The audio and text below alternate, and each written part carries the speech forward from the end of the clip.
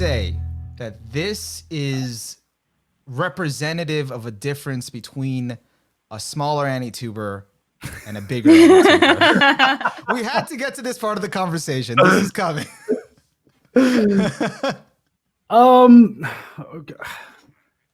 It's what do you mean by that? What do you mean by like? Because I'm just basing it on your wording. I could be off base here. Shaw, call me out, hold me back, whatever you need to do. Onimaru's just kind of going off.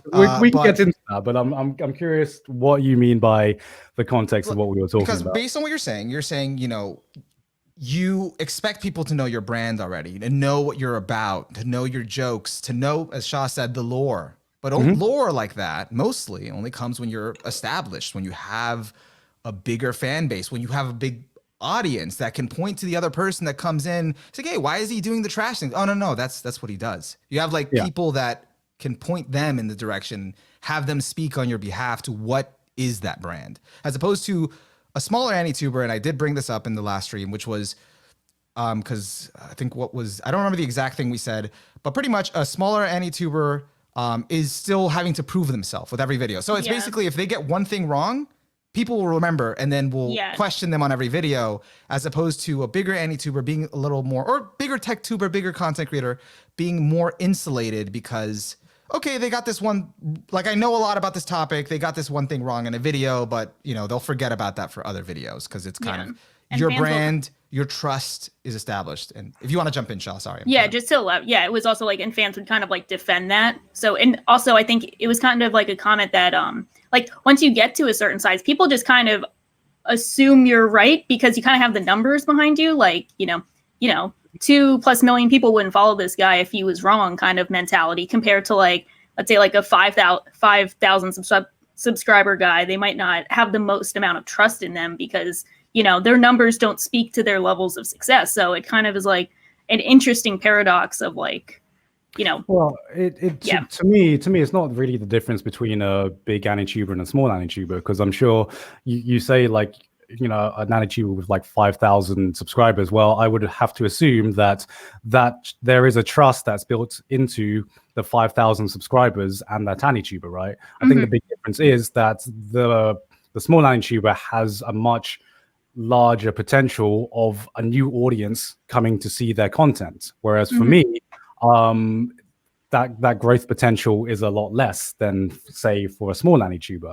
Because I'd say the trust that I have between me and my audience is absolutely no difference than the trust that you have between your audience. It's just the only big difference is that I have a much bigger audience.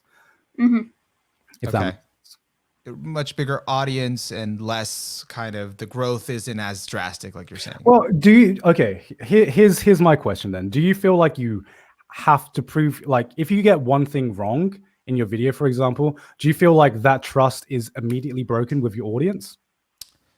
That's a good point, because a lot of the times, because I guess you could argue that since the audience, like a smaller AniTuber, the audience isn't big enough yet, a lot of those people won't know you. So a lot of the people that would come on to another video it'll just be their first time seeing your video.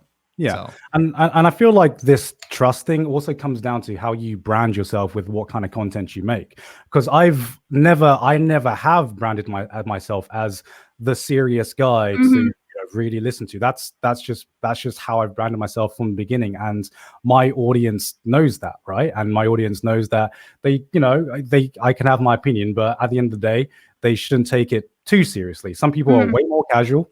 And some people don't have much exposure to the anime community and may listen to my words. But for the most part, if you're embedded in the anime community, you know that there are other AniTubers that are a better source of information than myself. I am just a guy who says my opinions about anime, and that's what I've built my core around. If I had built my core around something different, where it's way more information based, much deeper analysis, then I think I would have to be way more careful in that sense, because that's what my brand has been built built around, and that's what my trust with that's the trust relationship that I've built up with my audience. The relationship I've built up with my audience is my audience, from my perspective at least, my audience expects some kind of entertainment. You know, they expect to have a laugh, or have a light-hearted video, or just find out about some anime that I'm watching. That's basically the expectation of content that I've built up with my audience.